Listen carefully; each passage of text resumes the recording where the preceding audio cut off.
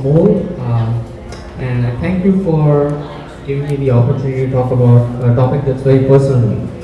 In fact, this topic is so personal to me that I should just rename my talk as how I went from 4 ER visits a year to 0.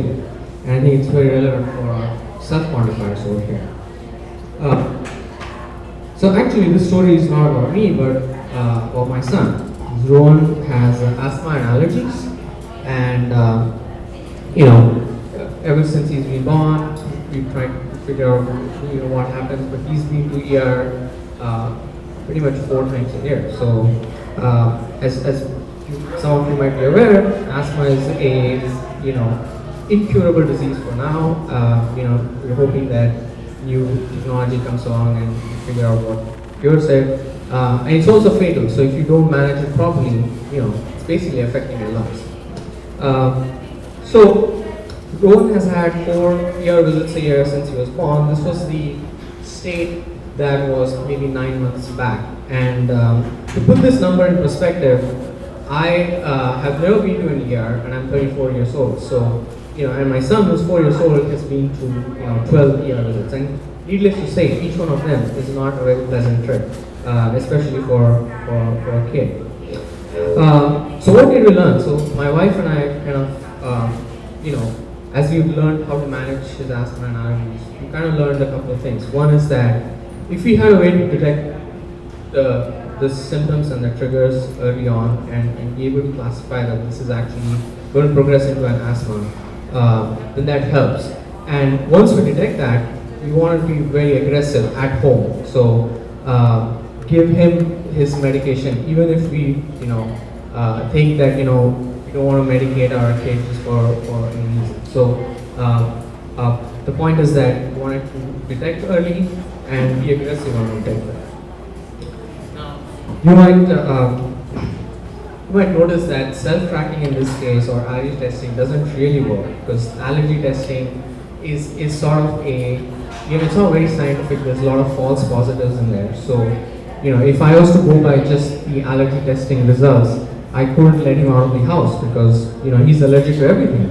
And on the other hand, just self-tracking when he has his symptoms is not super interesting as well, because I already know that, and there's not a whole lot of data that I can gather from that.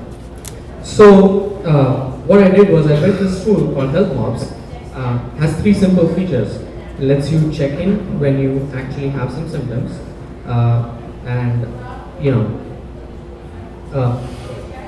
it actually lets you check in when you have some symptoms. So checking is very similar to Foursquare. I mean, most of the people here might have used or heard about Foursquare. So when you get a symptom, you check in using an Android application. In fact, it's so easy that I'm going to take. I know I have 4.5 minutes, but I'm going to actually check in an entry over here to just demonstrate that it's literally takes less than 20 seconds to check in if I'm having a particular symptom. So I've loaded it over here. All I need to select is what's my symptom. Select, maybe I'm wheezing, scroll down, it automatically detects where I am right now, and then press check in. Forget about it, that's it. So what's interesting about this is that once you get this data, I can do a lot of interesting visualizations. You can go back to the site and see where you were, what was the pollen in the air when you had that particular symptom, what was the time, what was the medication that you took. So you get a nice data that you can see over there.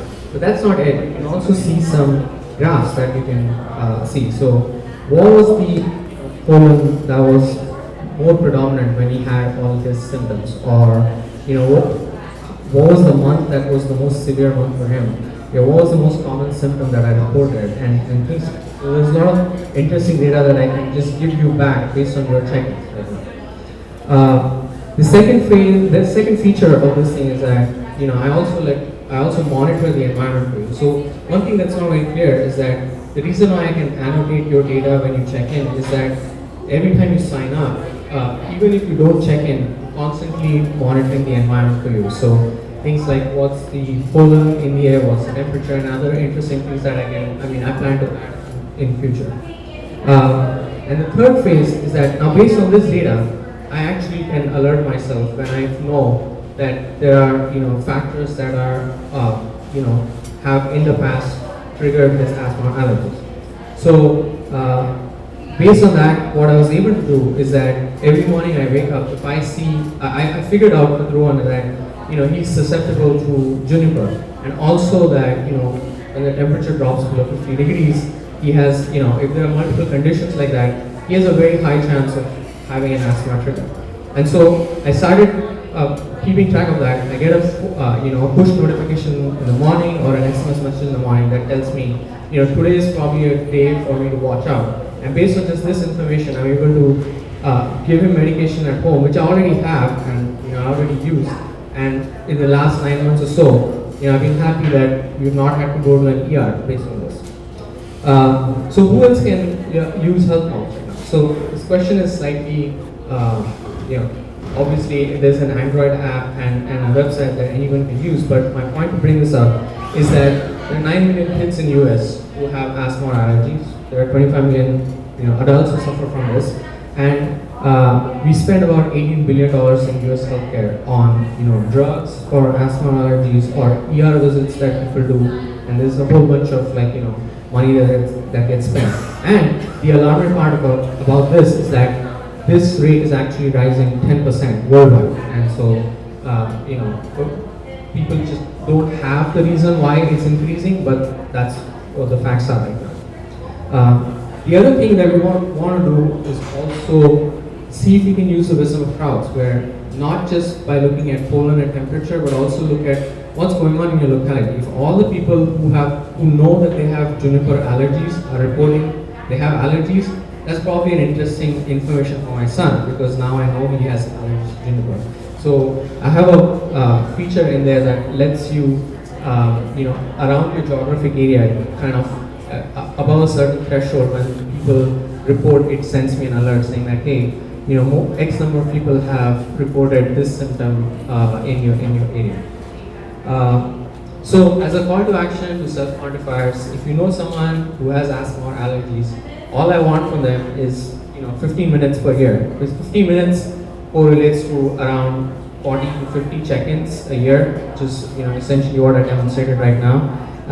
And by doing that, you get rich information about yourself and you help your community, essentially. Because I need the data to form much better, fine-tune my algorithms to see what's a good way of alerting people.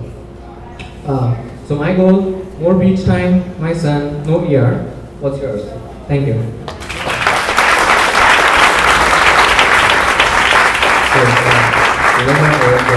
If you can set up while we take questions. So, yeah.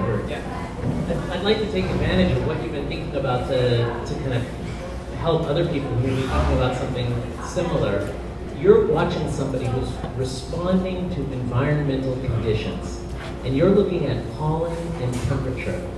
What would you like to be able to sense? What is your wish list on the input side? You know that there are some people here and elsewhere who are working on VOC sensors. There are other sensors, but I just want to ask you, you've been watching, what do you want to sense? Just from, in terms of environmental stuff? Yes, what are the environmental sensors that would be meaningful for you to have people work on so that you would have more than pollen and temperature? Right, so, air quality is one of the other big factors that affects asthmatics. I know humidity levels affect asthmatics as well. So besides those two, nothing that jumps out right now, but I'm sure there are other factors, that are going on, around the air that affect us. Are there any apps that will detect humidity, local humidity, and put it into your phone? Not that I'm aware of, but I'd be interested to. There's some guys out of Canada who are using. I just want to answer that question. There's some guys out of Canada who are using weather reports and correlating it, I think, to asthma and other diseases incidents. And I don't know the name off the top of my head. I just saw it recently. So maybe, yeah.